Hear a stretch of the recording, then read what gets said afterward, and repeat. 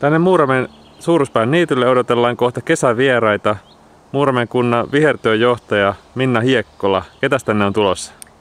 No meille tulee tänne tänään 8 moksilaista lehmätyttöä Moksin tilalta Korpilahelta hoitamaan tätä meidän Suuruspään perinneniittyä tai perinnebiotooppialuetta, jota nyt sitten on niin 3. kesä lähtee tänä vuonna käyntiin, kun hoidetaan. Ja tähän on aikoinaan pari vuotta sitten saatu ympäristöministeriön myöntämään Helmi eli ympäristöohjelman rahoitusta, että sen turvi ollaan saatu tänne aidat pystyyn ja alustavia raivauksia saatu tehtyä. Ja nyt sitten jatketaan sitä työtä Moksin tilallisten kanssa yhteistyössä. Kyllä. Näitä saa tulla tänne katsomaan. Onko mitään ohjeita ihmisille?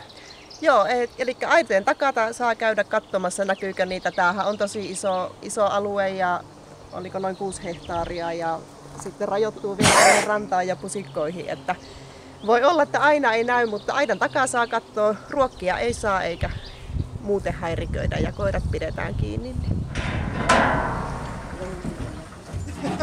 Harjoitteliko